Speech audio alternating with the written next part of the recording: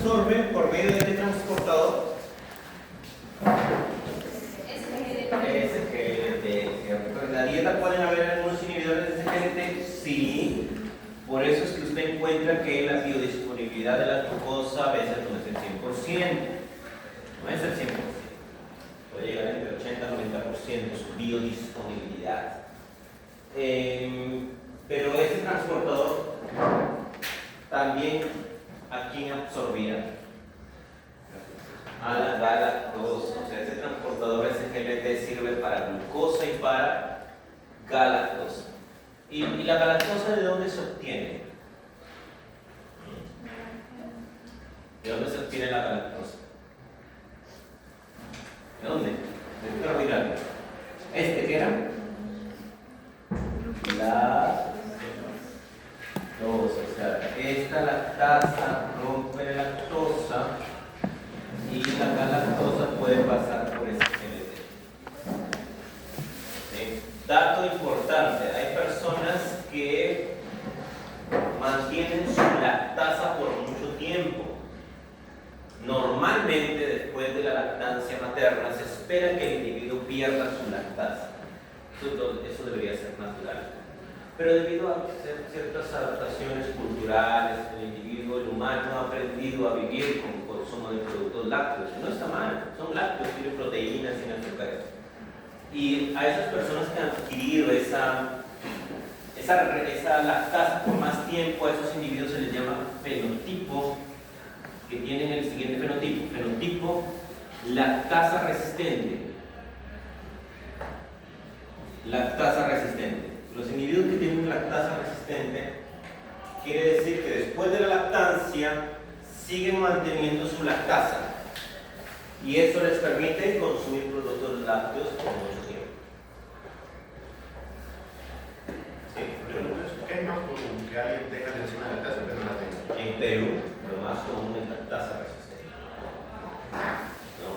Digamos que este fenotipo es derivado de caucásicos, individuos descendientes caucásicos. En España, por allá, entonces, lo que puede pasar es también que hay una diarrea, enfermedades así que afectan al intestino, eso arrasa con esas enzimas y la persona producto de enfermedad puede perder su lactasa por enfermedad. También hay individuos de que no tienen pérdida de su lactasa, no tienen intolerancia a la lactosa, no tienen, pero quieren consumir productos que no tienen lactosa. Y eso lo que hace es que el cuerpo diga, pero si ya no está entrando lactosa, ya no formo esto. Se le puede llamar a eso pérdida de la lactasa inducida. Es decir, yo le dije a mi cuerpo que ya no necesitaba lactasa. ¿Por qué? Porque ya no estoy consumiendo productos que tienen lactosa. Entonces, al no consumir productos con lactosa, el cuerpo dice, oye, pero ya para qué voy a formar lactasa si este individuo no está consumiendo lactosa. Entonces, por eso, nosotros mismos podemos hacer que se pierda. Por eso, en el caso de nutrición en la dieta diversa, ¿no? Consumir productos lácteos de vez en cuando sin abusar, y eso va a asegurar que nosotros, si es que tenemos esto, lo mantengamos por más tiempo. Porque es como que nuestro cuerpo sabe usar lo que está formando, que eso en este caso la lactasa. Muy bien. Entonces, ¿qué es lactasa resistente? Son individuos que siguen teniendo su lactasa por más tiempo y eso les permite consumir productos lácteos sin estos problemas gastrointestinales. ¿Y la intolerancia a la lactosa qué será? La ausencia de la enzima, que es normal que se pierda después de la lactancia, sí se puede perder, pero no necesita consumir, digamos, los productos de las glándulas mamarias.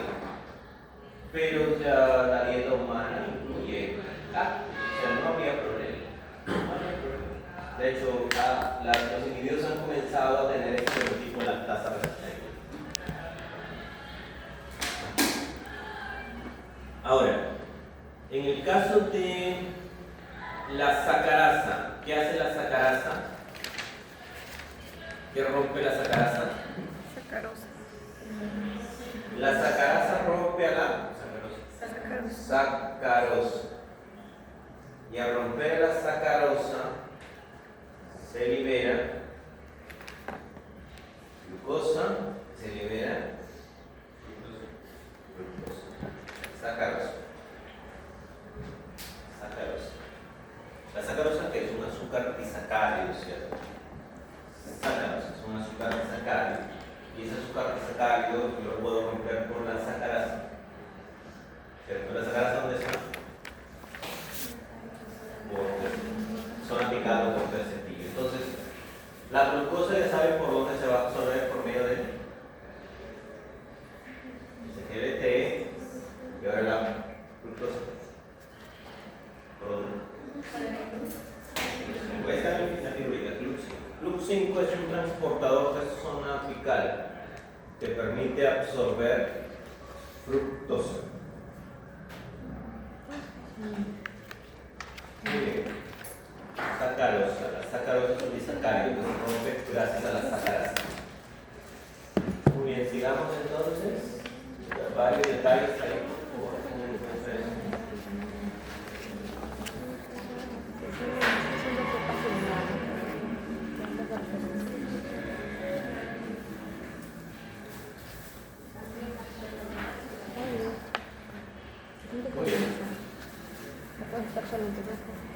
¿Qué pasa con los carbohidratos que no son digeribles? ¿Se acuerdan que tienen un indicio? ¿Qué pasaba con esos carbohidratos que no son digeribles? ¿Ah? Pasaba del intestino grueso. Y en el intestino grueso, ¿qué iba a pasar? En el intestino grueso hay microbios. Está la microbiota, la mayor cantidad de bacterias intestinales están en el intestino grueso. Y el ambiente allí es un bajo oxígeno. Y el bajo oxígeno que favorece la fermentación. Entonces, se espera que la fibra dietética, que son carbohidratos no digeribles, se fermenten en el colon, saludo, en el intestino grueso. Cuando ocurre la fermentación de estas fibras, de estos carbohidratos no digeribles, que se va a producir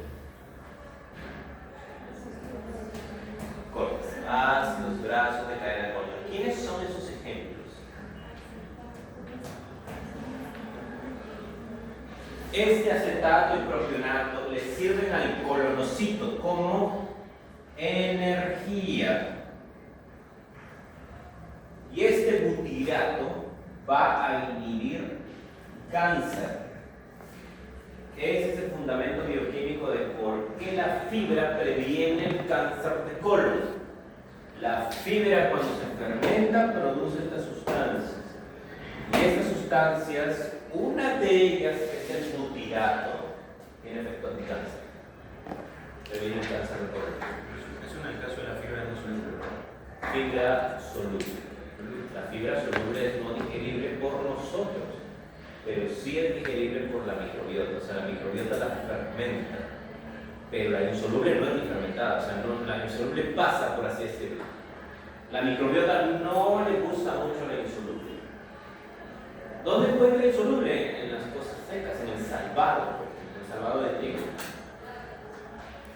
En árboles secos, no hay quienes no va a ponerse a comer eso, o sea, es fibra insoluble, demasiado insoluble.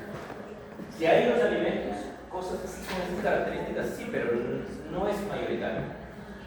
No es mayoritario. La fibra soluble. ¿Dónde está la fibra soluble en menestra?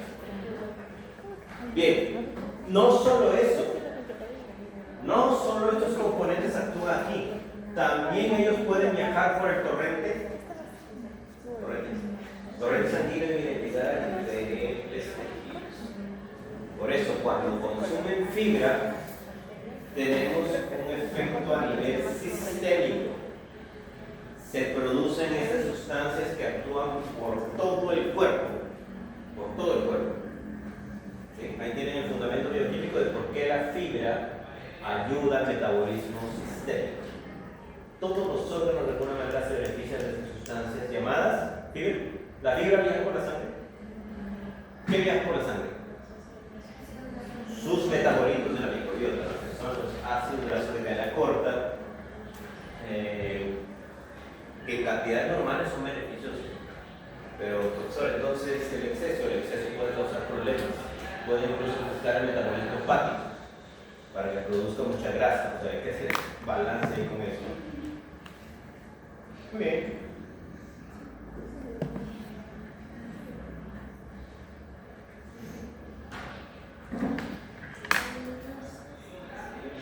¿Todo claro? El biósis es un equilibrio de la microbiota. Es decir, cuando... Sí, entonces cuando usted le da la comidita a sus bacterias, ¿en qué están? En una biósis. Cuando usted no les da fibra, porque hay personas, pacientes que usted va a tener que no comen fibra, no les gusta la fruta, de hecho, no les gusta la ensalada, ¿no? Entonces, si no les gusta la fibra, ¿qué vamos a favorecer? Disbiosis. Eso es muy importante. O sea, estamos investigando nosotros microbiota, ¿no? Y hay muchas preguntas que tenemos respecto a qué bacterias son buenas y qué bacterias son malas, ¿no? Pues cada vez salen un montón de preguntas y no sabemos por dónde ir, porque hay tanto que investigar en la microbiota y nos sorprende tanto. ¿Saben por qué? Porque es como si fuera otro organismo.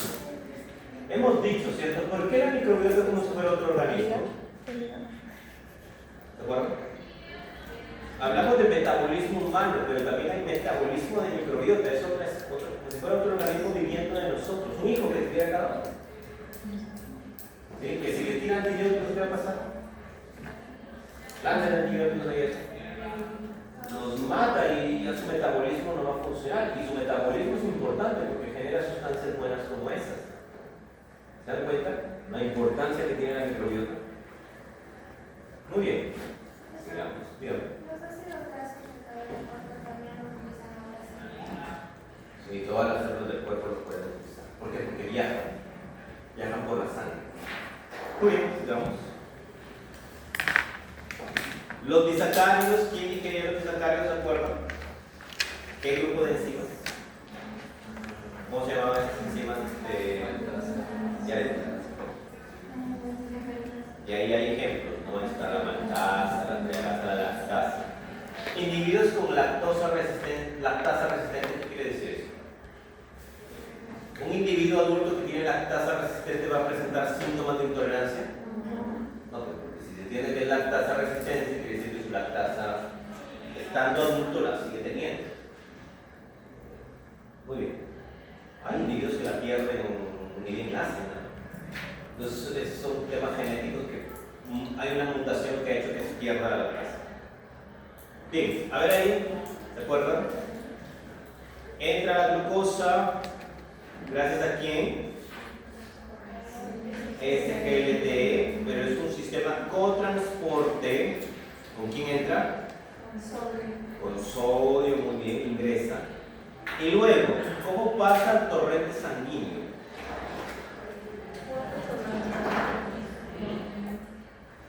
¿Cómo pasa el torrente sanguíneo? Por medio de GLUT2. Y aquí, miren, GLUT2 después va a llevar la glucosa a sangre. Sí, entra la glucosa a sangre. Datos de relevancia metabólica. El 25% al hígado. De todo lo que come, el 25% al hígado. Y el otro 75% a tejidos extrahepáticos. ¿Tienes ejemplo de tejido extrahepático? Ejemplo de tejido extrahepático. Músculo, tejido adiposo. Y ahí viene a tallar algo muy importante en nutrición, en donde conectan el ejercicio. Tejidos extrahepáticos está, por ejemplo, el músculo. Está el tejido adiposo. Y está ¿quién? El cerebro, por ejemplo. De este 75%, más o menos, acá aproximadamente el 15% va al tejido adiposo, el 20% al músculo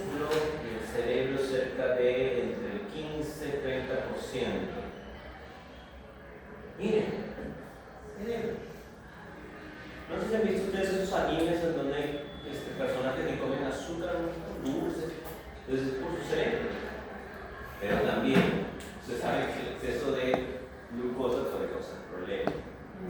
Pregunta, ¿por qué la actividad física, por qué la ganancia muscular ayudaría a prevenir la resistencia insulínica?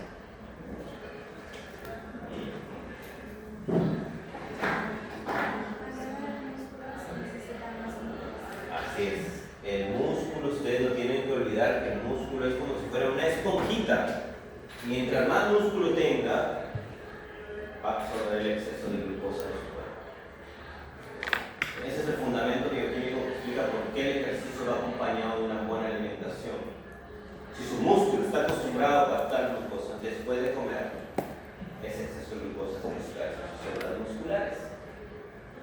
Entonces, tenga masa muscular. Claro, no va a exagerar como, digamos, un individuo que has visto que parece una espalda grandota así, de músculo. No, pues, o sea, normal, va a tener su cantidad muscular y va a poder dispersar. Y de esa manera previene que haya una sobrecarga de glucosa. ¿Qué pasa si no tiene músculo? Esa glucosa va a quedar mucho tiempo en sangre. Entonces ahí tengan en cuenta eso. Bien, tomen apuntes a esto y les pediría por favor que investiguen un poco más de la distribución, porque eso es clave. ¿En fructosa cómo es? ¿Cómo es el escenario? En fructosa, más bien la mayor cantidad de fructosa, ¿dónde se va? Al hígado. ¿Quién es más perjudicial?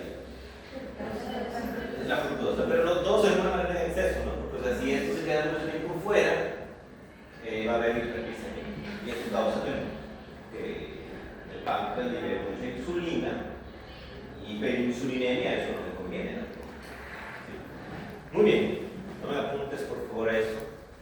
Muchos datos de relevancia metabólica acá.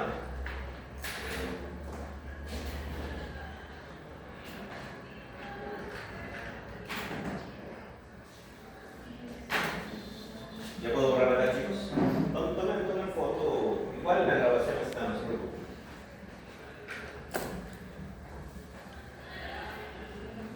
¿Ya?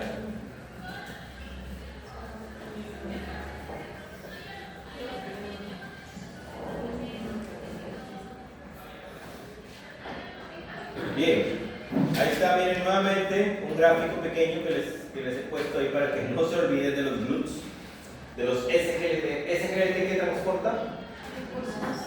¿Y el GLUT5 qué transporta? Todos pasan por la membrana vasolateral hacia la sangre con quién? O sea, entraron. ¿Y ahora cómo pasa la sangre? Gracias a GLUTs. GLUTs ayuda a que lleguen a la sangre esos monocitarios. Las fibras, ¿por dónde pasan las fibras? ¿Cómo llegan las fibras a circulación? Ahora vamos a preguntar acá a alguien. ¿Cómo llega la fibra a sangre? O sea, consumo frutas y la fibra llega a sangre, ¿cierto eso? La fibra va a llegar a sangre. ¿Debo tener fibras en sangre? ¿Y por qué dicen que la fibra es buena? Vamos a preguntar por el área. A ver, Estrella Osco. Estrella, coméntenos, o sea, ¿cómo la fibra llega a sangre? ¿Hay fibra en sangre? ¿Cuáles son los niveles de fibra en sangre que tenemos que tener como humano? Aprox. ¿Qué opina ¿Sí va? Coméntenos, no, sí, no existe. O sea, lo que ocurre es que la fibra se fermenta. ¿En dónde se fermenta? En el intestino grueso, principalmente por bacterias de la microbiota, y se producen ácidos grasos de cadena corta. Esos son los que llegan y estimulan a diferentes tejidos del cuerpo. No se vayan a olvidar, fibra no hay en sangre. Ahora, ya hemos hablado un poco de los transportadores. Miren, la glucosa para que ingrese necesita de transportadores. ¿Cuáles son esos transportadores? Está GLUT y SGLT. ¿SGLT dónde está? SGLT1 está en el enterocito 1. En el enterocito. Y el SGLT2 está en el riñón.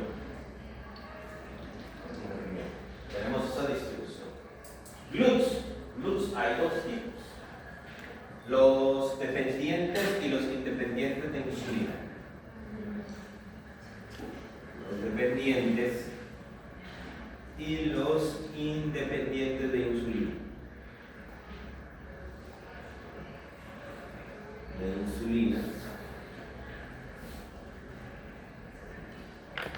Los dependientes de insulina e independientes de insulina. ¿Quiénes son los dependientes de insulina? GLUT4, GLUT8 y GLUT12, esos son los dependientes de insulina. Y hay independientes que eso ya es por descarte, son los demás, ¿no? No me apuntes. O sea, los dependientes de insulina requieren de la hormona insulina. ¿Dónde se libera insulina? En la sangre. ¿Quién libera insulina? ¿Ah? El páncreas, las células. ¿Qué células? Las células beta del páncreas liberan insulina. Muy bien. Entonces, ese es un resumen de los transportadores. Vamos a ver ahora dónde están. Bien. ¿Quiénes son los tejidos afectados por diabetes? A ver, les he dicho quiénes son los tejidos afectados por diabetes, Miguel.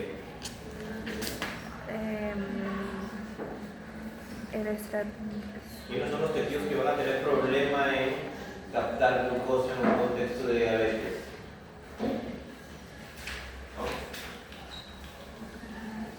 ¿Quiénes serán? ¿Quiénes serán, muchachos? A ver, jóvenes. ¿Cuáles serán los tejidos que van a ser afectados por diabetes en diabetes?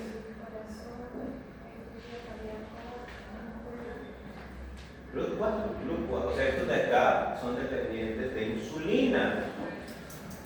GLUT4. O sea, si la insulina no está funcionando apropiadamente, estos tejidos van a tener problemas porque hemos dicho que GLUT4 es dependiente de insulina. Son insulinodependientes, podríamos decir. Estos tejidos son insulinodependientes. ¿Sí? Insulinodependientes. Muy bien. Y los demás, miren, en el GLUT1, ¿dónde va a estar?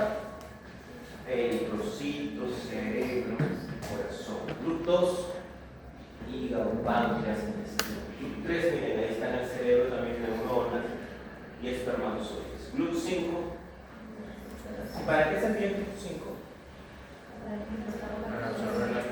Para transportar glucosa. También puede transportar glucosa, pero no es su especialidad. Más es glucosa. ¿Sí? Muy bien. Ahora, la parte más complicado que puede ser es la señalización de insulina. Hemos dicho que la glucosa puede viajar por sangre, ¿cierto? La glucosa puede viajar por sangre, ¿cierto? Glucosa. Profesor, Dígame. si por ejemplo la célula tiene mucha glucosa, la misma célula por la enzima, es una enzima que se da cuenta de eso, pero Detecta, que sí. detecta si es que hay mucha glucosa en la célula. ¿A dónde se va esa glucosa si es que la célula ya no? Se queda en sangre. Si es Se que queda. hay diabetes y las células no pueden captar la glucosa se queda en sangre, por eso la hiperglicemia es diabetes. ¿Sí? Pero de repente vamos a ver más adelante quién convierte la glucosa a otras cosas. Pero bien, la glucosa se incrementa luego de haber comido. El páncreas tiene sensores. La célula beta del páncreas, ¿qué va a hacer? Va a liberar sangre, insulina. Va a llegar a tejidos dependientes de insulina. ¿Cuáles serán esos tejidos? ¿Cuáles serán esos tejidos dependientes de insulina? Corazón, músculo esquelético y tejido adiposo. Entonces, esos tejidos se entiende que son insulinodependientes y va a ocurrir lo que voy a explicar.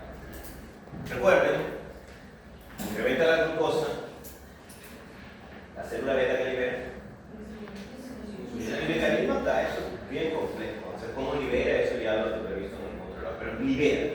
La insulina llega a estos tejidos y esos tejidos ¿qué tienen? Receptor de insulina. El receptor de insulina es un receptor tirosina quinasa. La cosa es que es un receptor. Viene la insulina, estimula este receptor. Este receptor, cuando se estimula, este bloque de acá le agrega el grupo fosfato a este bloque. Y este bloque le agrega el grupo fosfato al otro bloque. Se genera una autotransfosforilación. Es como si dos hermanitas, una peina una y la otra. O sea, se están turnando. No sé si les ha pasado cuando están así jugando, están intercambiando. Entonces, ella le agrega el grupo fosfato a esta y esta a esta. La idea es que se fosforila el receptor en su dominio intracelular. Ahora, ese cambio bioquímico, ¿qué va a hacer? Va a reclutar a IRS. IRS se acerca cuando está el grupo fosfato allí. IRS significa receptor de sustrato de receptor de insulina.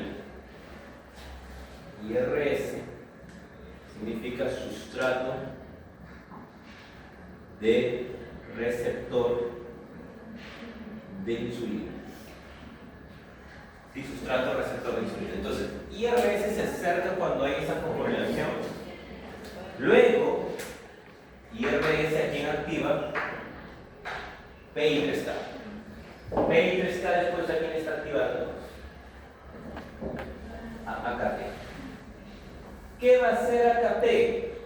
Va a hacer que estas vesículas están guardadas y tienen allí a GLUT. Estas vesículas se posicionen en la membrana. O sea, pasen a la membrana y depositen aquí a GLUT4. Cuando GLUT4 está en la membrana, ¿qué va a pasar ahora? La glucosa va a ingresar. Entonces, se dan cuenta, la insulina llegó, se activó una cascada de señalización. Se activa el receptor de insulina, viene IRS activa, PI3K y PI3K ¿quién activa? AKT. ¿AKT qué efecto va a tener? Va a hacer que las vesículas que tienen ahí el GLUT salgan, se pongan en la membrana. Y cuando se ponen en la membrana, ¿qué va a pasar con el GLUT? Ya va a poder funcionar. Y ahora aquí va a poder ingresar la glucosa. Y la glucosa no va a quedarse mucho tiempo en sangre. Entonces, podríamos decir que ese mecanismo ocurre en tejidos insulinodependientes. En tejidos insulinodependientes. Muy bien, preguntas. Consultas. Vamos. Pregunta, estimado.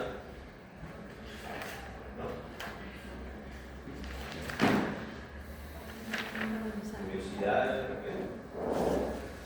todo claro, ¿no? ¿Qué pasa en diabetes? A ver, estimada Mary, en diabetes, ¿qué va a pasar con GLUT4?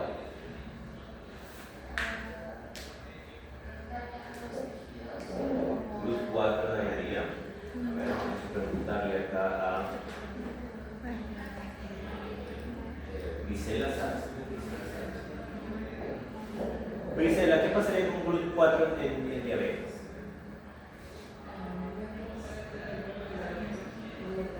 Bien. No, pero ¿qué pasa con GLUT4? Claro, pero sí, o sea, con GLUT4 ¿qué pasa? Sí, vamos por ahí a ver, preguntar acá. Janet, ¿qué pasaría con GLUT4 en un paciente con diabetes? Pues GLUT4 no pasaría a la membrana y no permitiría el transporte de glucosa. Muy bien. Ese término de pasar se llama translocación de GLUT4. O sea, la evidencia científica siempre lo dice, no pasar. Habla de que los glúteos están en vesículas guardaditos, acá, dentro de las células. Entonces, la señalización de insulina que hace que esas vesículas se transloquen, o sea, esos glúteos se transloquen a la membrana. ¿Qué es translocar? Pasar de un lado a otro, ¿no? Esos GLUT4 se posicionan en la membrana y cuando se posicionan en la membrana ya puede entrar la glucosa. Ya puede entrar la glucosa. Y las consecuencias en diabetes es de que la insulina no está haciendo su trabajo. ¿Por qué la insulina no está haciendo su trabajo? ¿Qué pasa en resistencia a la insulina? La insulina intenta, pero no activa la señal eficientemente. No activa. Es como cuando nosotros nos hemos acostumbrado a algo, ¿no? O sea, viene acá y ya no le hacemos mucho caso. Y cada vez necesita más para de alguna manera notar una diferencia, ¿cierto? Entonces, la insulina se libera en gran cantidad y no tiene un efecto en la señalización. Y es como que la célula se hace de rodar, o sea, no se logra posicionar el GLUT4 en la membrana, no logra entrar. ¿Por qué? Porque la señalización no está funcionando bien. ¿Y eso por qué ha pasado? Porque el individuo constantemente le está dando al cuerpo azúcar. Y si se libera, si hay azúcar constantemente, ¿qué se va a liberar? Insulina. La insulina va como que a estar llegando allí y el receptor pierde sensibilidad. Es decir, nosotros hemos perdido sensibilidad a la insulina. ¿Por qué? Porque constantemente estamos con esos hábitos de comer azúcar cada rato y el receptor ha perdido resistencia, ha perdido sensibilidad.